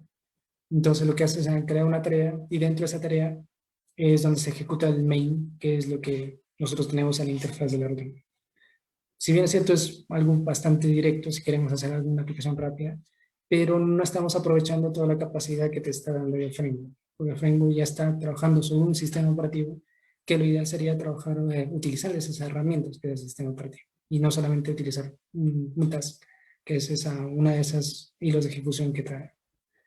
Igual, en el caso, por ejemplo, del microchip, hay implementaciones, por ejemplo, que lo puedes hacer con Arduino, ¿no? Pero también tiene su propio software para poder trabajar lo que es el empilado. Entonces, de hecho, la Arduino es mucho más fácil, es cierto. Pero en el caso del empilado ya te da todo ese conjunto de elementos, de herramientas para poder hacer el seguimiento también de cómo es que se va ejecutando. ¿Sí? Hacer un debugging. El debugging es de que tú puedas ir paso a paso de cómo se va ejecutando cada una de esas líneas de instrucciones. Entonces, eso es muy difícil tener el Arduino y del Arduino porque no está pensado para eso. No está pensado. La idea de Arduino está pensado a un nivel bastante minimalista. Minimalista porque está enfocado a otro público. Para el público que está orientado a poder hacer una aplicación que sea un poco más desarrollada o que te pueda servir para poder hacer ese seguimiento de esa implementación, existen otras herramientas. Entonces, en este caso, lo que te brinda, lo que te da el fabricante, por ejemplo, en cada uno de ellos sus propias herramientas, es bueno poder utilizarlo mejor esas herramientas porque te da toda esa capacidad y además el soporte del mismo fabricante que te está diciendo, utiliza esto. Entonces, por eso es lo que lo recomendaba. Traten de utilizar siempre lo que te dice el mismo fabricante, que es esos entornos de desarrollo a través de los cuales hacen la programación, y hacen el grabado, la aplicación de sintaxis, el debugging y todas esas tareas. Claro. Sí, básicamente es donde desarrollamos la programación de cada uno de los microcontroladores. Aquí me preguntan, ¿con qué microcontrolador recomiendas empezar? Ya, eso es, miren, como digo, siempre es empezar con algo que se conoce. Eh, Comience con Arduino. Pueden ser muy, pues, pero me está diciendo no, que es muy simple. No, es algo que es sencillo, sí, pero es algo que van a encontrar bastante documentación. En Internet van a encontrar un montón de documentación y en la cual también pueden hacer varias pruebas. Pero yo me iría al lado de que pueden empezar allí, pero no se queden ahí. Ese es el detalle. O sea, ya empezaron con Arduino, pero traten de ver un poco más. Vean qué posibilidades pueden tener con ese dispositivo. Por ejemplo, también pueden implementar un sistema operativo ahí mismo, un FreeRTOS, lo pueden implementar ahí. Entonces, vean, ¿no? Pueden exploren un poco más. Por ejemplo, utilizan una librería, bacán. Hay una librería para el DHT22, el DHT22. Entonces, hay uno que yo lo utilizo, lo copio, lo pego y ya funciona. Ya, pero ¿qué hay más detrás de eso? Por ejemplo, pueden navegar un poco dentro de esa librería, vean cómo es que se implementa esa librería, vean por qué es que esa librería funciona con este dispositivo. Revisen, por ejemplo, el datasheet del dispositivo, del DHT, por ejemplo, es un sensor de temperatura y humedad, y vean cómo es que va implementando, el mismo quien ha diseñado esas librerías, cómo es que va implementando esas instrucciones en los pines que nosotros estamos poniendo allí para poder lograr comunicarse con ese dispositivo. Por ejemplo, ese ejercicio yo lo hice cuando tuve que integrarlo, perdón, bueno, ese era otro, yo tenía que comparar, por ejemplo, cómo es que se funcionaba en el caso del PSOC con un dispositivo que yo había integrado, con un dispositivo que era comercial, y ese dispositivo comercial ya tenía una librería, por ejemplo, para Arduino, pero yo quería pasarlo, en realidad esa librería no había para PSOC. Entonces la idea es navegar un poco la librería, curiosear cómo que se implementa. Y eso es interesante, por ejemplo, precisamente que tengan menos unos conceptos relativamente sólidos de programación. Y sobre todo en C o en C++. C++, por ejemplo, para que puedan hacer para Arduino y para además y para otros microcontroladores de la naturaleza. O C para poder trabajar con eso de acá. Normalmente estos los de acá de Cypress o los de CT trabajan con C. Hay unos que lo recomendaría primero, trabajen con algunos que son conocidos y otros, por ejemplo, si quieren ya comenzar con algo que sea más de aplicación para comunicación inalámbrica, trabajen con los de acá. Estos existen y sobre todo son disponibles. El de acá también es disponible. Este de acá lo he visto, pero está un poco caro. Así que mejor trabajen con los que puedan encontrar y que no sean muy caros. Este de acá, por ejemplo, está algo de 20, 30 soles, creo. El de acá como 15 soles, 17 soles. Y el Arduino creo que lo pueden encontrar por, no sé, 30 soles, creo. Está por allí los precios. Y el Claro. de acá creo que lo encuentran por 17 soles o 20 soles. Trabajen con lo que Sí. pueden encontrar acá, con lo que Con haya respecto a documentación. eso, ajá, con respecto justamente a lo que mencionabas Ujú. de que necesitamos saber programación, hay una pregunta que dice, ¿qué requisitos en relación a cursos, materias son base para poder iniciar el estudio de sistemas embebidos? Hay algo interesante. Justo algo que, bueno, me olvidé de mencionarlo durante la, la presentación y que sí quería comentarles. Hay algo interesante acá que nosotros debemos reconocer. Para la parte de programación, de hecho, no se requiere un conocimiento muy avanzado de materia, por ejemplo, de electrónica. De hecho, no requieres mucho, porque incluso Arduinos, si han podido mapear un poco el entorno, existen incluso a nivel de secundaria, lo utilizan, lo programan, porque es bastante sencillo trabajar con ello. De hecho, las estructuras de control no son tan complejas como para poder perderse, ¿no? Si es que son las estructuras de control sencillas. Pero hay un plus, ¿no? Hay un plus que nosotros tenemos que ver y que es el plus que nosotros nos da como electrónicos. Que a diferencia, por ejemplo, de otras carreras que posiblemente pueden también trabajar con sistemas embebidos, que puedan programarlo, porque de hecho un ingeniero informático, por ejemplo, puede programar un sistema embebido, un ingeniero de sistemas posiblemente también, o alguien de ciencia de computación quizás también. Pero la diferencia del ingeniero electrónico que programa estos dispositivos es que el ingeniero electrónico conoce lo que hay dentro de este sistema operativo y también conoce las limitaciones que estos sistemas operativos. Y precisamente como conoce las limitaciones, te va a saber cómo es que va a poder implementar la estructura dentro de ellos. De hecho, por ejemplo, existen algunos lenguajes que van a un nivel un poco más abajo, ¿no? Justo por acá lo tenía, no sé si lo venía por acá. Claro, ¿no? En Assembler, ¿no? Exacto. Justo te quería mostrar una grafiquita. Bueno, básicamente sería conocer la arquitectura del hardware, ¿no? Que compone el Ya, microcontrolador. claro, entonces ahí sería bueno, primero, que tenga un conocimiento, sí, de programación. De hecho, lo que ven en la universidad, en tercer ciclo, no sé si era el tercer ciclo porque ya me perdí, es otro currículo, pero lo que recuerdo que en tercer ciclo había algo de programación. De hecho, que la programación que llevamos aquel entonces, yo, por ejemplo, yo llevé Java, pero bueno, no me ayudó mucho. Me ayudó, sí, cuando yo trabajé con Python, porque yo también programo en Python, pero programo interfaces que se comunican con estos dispositivos. Entonces, a mí me ayudó bastante tener los conceptos.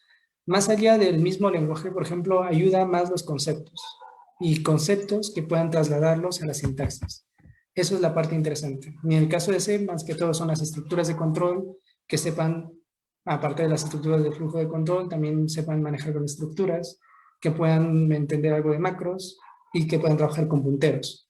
Los punteros son una herramienta muy poderosa que te dan, en este caso, estos lenguajes, en el caso de C o C++, que son precisamente esa cercanía que tienen con la parte de hardware. Porque ahí estamos hablando cuando ven un poco, navegan un poco a la documentación de los punteros de C, van a darse cuenta que ahí te están hablando de direcciones de memoria, que están dando de ubicaciones de la parte de memoria y demás, y que entonces ahí van a darse cuenta, no, allá. Entonces esta memoria viene de algo, viene de algún registro y este registro precisamente viene de lo que tiene este microcontrolador. Pero cuando nosotros ya vemos a nivel de C o C++, ya está, tiene cierto nivel de abstracción.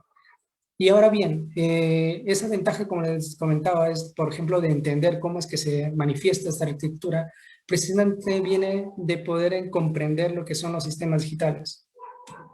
Como les dije, para poder programar, no necesitan llevar todo eso.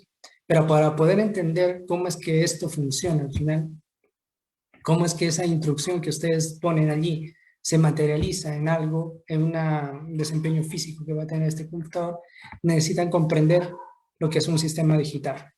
Entonces, por ejemplo, yo recomendaría que si es que tienen la oportunidad, puedan llevar con la universidad, por ejemplo, el curso de Digitales 2. En Digitales 2, en realidad, yo no le denominaría Digitales 2, porque ahí te enseñan un poco de todo, en realidad, porque te enseñan parte de sistemas digitales, de programación de VHDL, y te enseña una parte que a mí me parece crucial y que todos deberían conocer, que es una introducción a la arquitectura de computadoras. Entonces, esos conocimientos creo que son muy necesarios y que creo que todo electrónico debería conocer. No sé por qué lo ponen como electivo, la verdad, pero yo creo que todos deberían llevar eso. Y bueno, Sí. y yo sí lo recomendaría. Dice, ¿aprendiste a implementar IoT por tu cuenta o llevaste un curso especializado?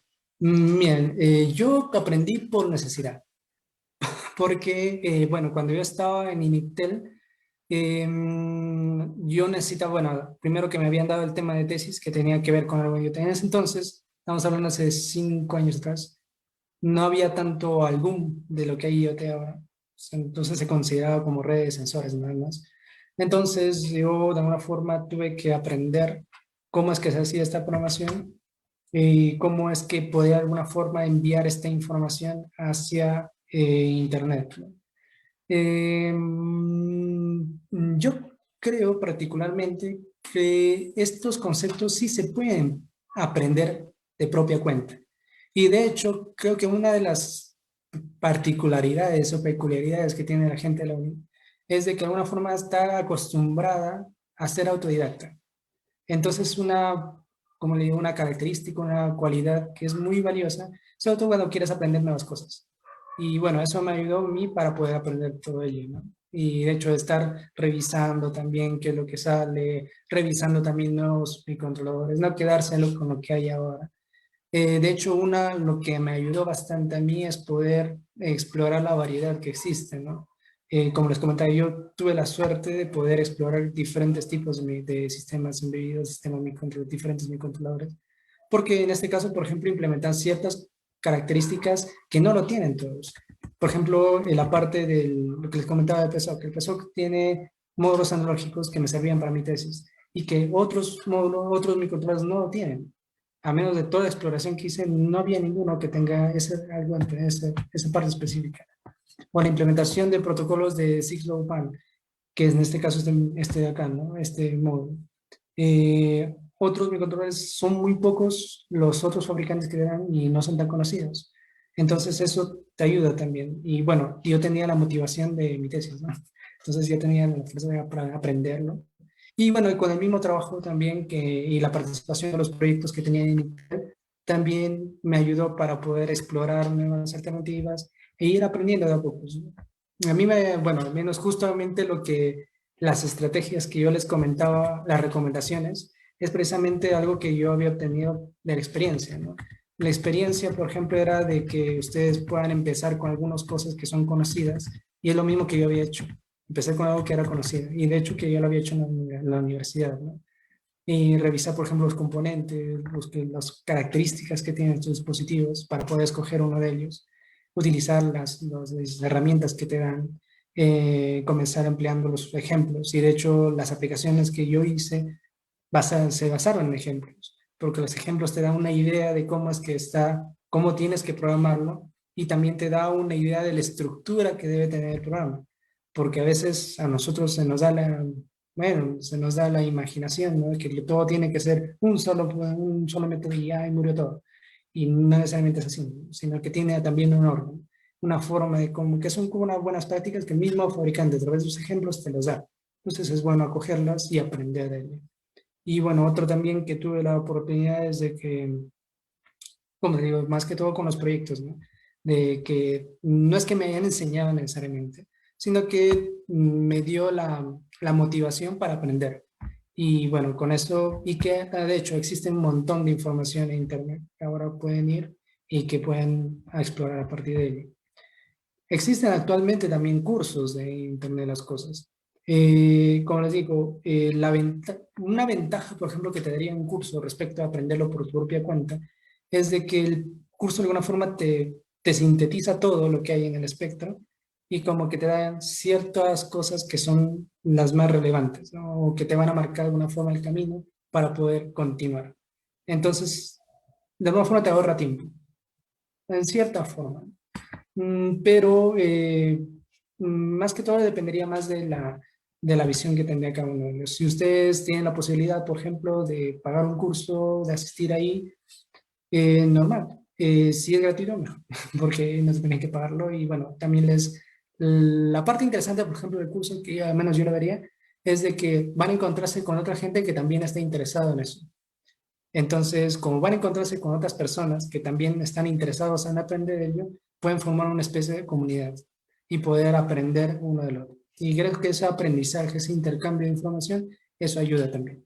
En mi caso, por ejemplo, yo tenía la posibilidad de conversar con gente que trabajaba en lo mismo, así que a mí me ayudó, ¿no? En cambio, por ejemplo, ustedes si no tienen necesariamente ese entorno, sí ayudaría, ¿no? Tuviera tener más personas o contactar con personas que ya están trabajando de una forma con ello para que les den algunas orientaciones y puedan avanzar, sobre todo cuando hay ciertas trabas que a veces pasan. Ok, para terminar, dos últimas preguntas. Ya, En la página de Facebook preguntan sobre cuándo se usa Visual Studio y cuándo se usa Eclipse, ¿no? ya, genial. Visual Studio, bien, yo empecé a utilizar Visual Studio más o menos el 2019, 2019, 2019, 2020 más o menos, no, 2019, sí. Ahí más o menos que lo empecé a darle más atención, porque de hecho Visual Studio existía hace tiempo y era bueno, era un producto de Windows, creo que sí, bueno, sigue siendo, ¿no? Solamente que Visual Studio Code fue un programa, un producto que lo liberó a Windows, lo dejó libre a la comunidad para que lo puedan utilizar. Entonces creo que ese, ese detalle hizo que esto de una forma se hiciera mucho más extendido su uso, se extendiera bastante, de tal manera que ahora existen un montón de complementos que tú puedes adicionar a Visual Studio con la finalidad de poder trabajar de una forma más cómoda en estos entornos, en este caso, en este entorno. Eh, Particularmente en mi caso, yo utilizo Visual Studio para ciertas o para determinados entornos, ¿no? Por ejemplo, yo utilicé Visual Studio para hacer la aplicación, bueno, para hacer un refactor, porque de hecho ya tenía una aplicación, los ingenieros, en el caso de acá en Intel, pero yo tenía que hacer una especie de refactor, ordenar un poco la parte del código, poder organizarlo, las formas, cómo se implementan las clases y demás. Bueno, un tema más de la programación. Y para eso me ayudó bastante trabajar con esta herramienta, con Visual Studio Code. Pero en este caso con la extensión con Arduino, porque la implementación que hacen ellos es en Arduino. Entonces, en este caso, tiene una extensión para poder vincularlo con Arduino y poder trabajarlo allí y poder de una forma reconocer también, porque el Arduino internamente maneja con ciertas librerías. Entonces, acá hay unas ciertas configuraciones que se tienen que hacer para que reconozca estas librerías y basados en estas librerías los métodos que tú estás declarando en cada uno de ellos. Luego, para el caso de Python, bueno, particularmente para MicroPython, porque es otro, los PyPy, por ejemplo, trabajan con MicroPython, entonces también he trabajado con Visual Studio Code. Existen otros entornos, por ejemplo Atom, que también tiene como una extensión que era para, ¿cómo se llama esto? MicroPython, se llama la implementación de como un Python reducido para poder ir programar estos dispositivos. Entonces, en ese caso, por ejemplo, Atom era muy lento al momento de trabajarlo, al momento de instalarlo, y bueno, la verdad que a menos mi computadora no me funciona tan bien, y lo que hice es que lo trabajé también en Visual Studio. Y allí, bueno, la verdad que no me ha dado no me ha dado muchos problemas, y he trabajado allí y es genial trabajar allí. Y bueno, eso es para el lado de sistemas embebidos, ¿no? Porque de hecho, para la programación en general, por ejemplo, he tenido la oportunidad también de ver un poco más de programación para el lado de plataforma. Entonces, allí para web, para JavaScript, para todo eso yo utilizaría de frente Visual Studio, ni lo pensaría. Es muy buena herramienta, muy buena idea, porque por todos esos agregados que te dan, es muy bueno. ¿Qué más? Bueno, también existen otros que son interfaces en la misma terminal, como el caso de NVIDIA o NVIDIA, nada más, que también he utilizado. Eh, Cuesta más acostumbrarse, pero bueno, en ese caso también es una opción. Y en el caso de acá, por ejemplo, de Eclipse, yo lo utilizaría más cuando son de acuerdo a estas posibilidades. En realidad yo utilizo de acuerdo a las extensiones disponibles. En el caso de acá, por ejemplo, Visual Studio Code lo utilizo porque tiene estas extensiones que son para C, C++, y en el caso que tiene para Arduino específicamente.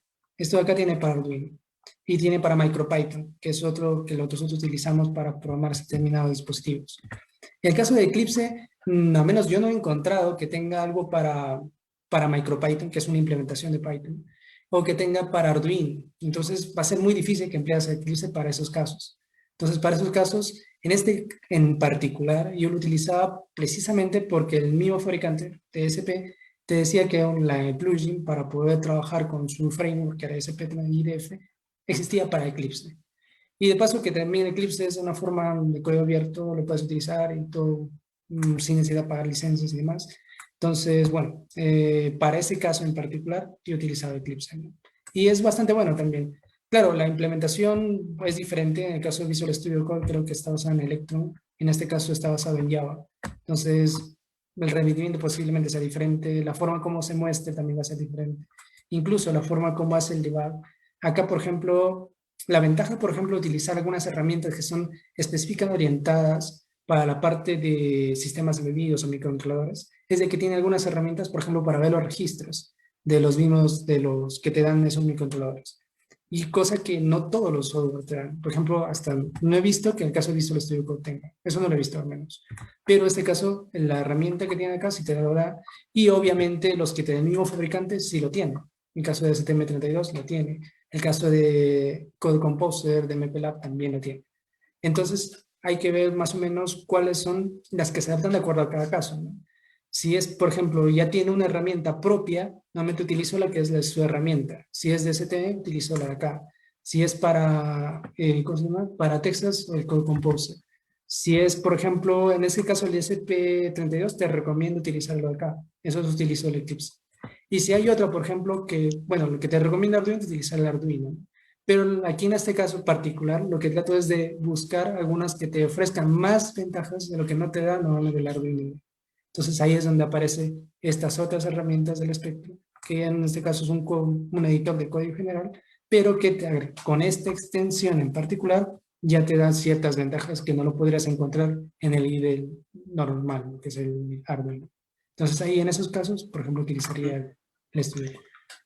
Bueno, estamos un poco con el tiempo. Ya, Algo sí. breve nada más. Preguntan sobre algún libro que recomiende. Ya, bien, si les interesa estudiar, bueno, la parte conceptual, justo acá en la presentación es donde había encontrado algunos elementos bastante interesantes y creo, no sé qué es, no existe,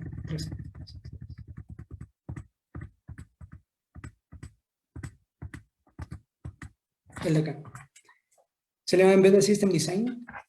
Eso lo encontré cuando, justo que quería encontrar unos libros, bueno, un libro que es más o menos lo enfoque relativamente bien el tema de sistemas embebidos.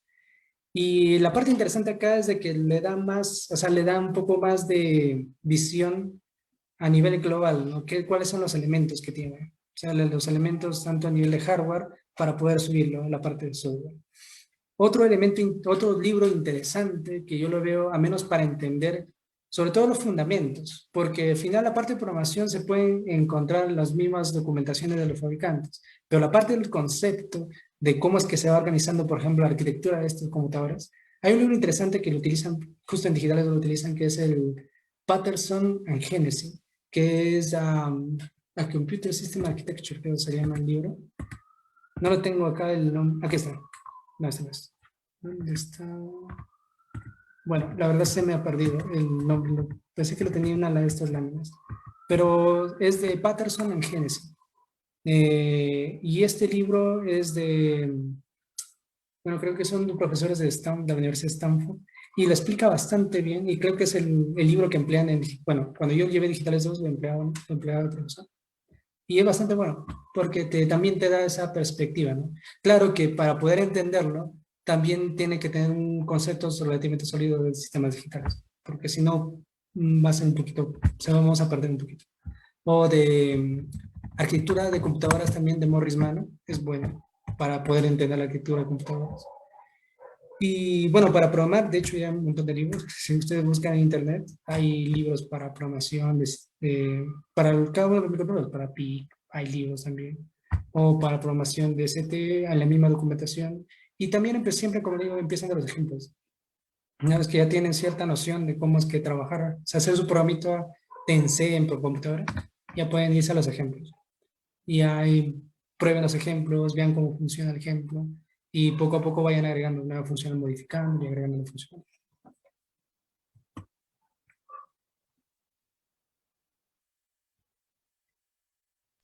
Ok, eso sería todo por ahora.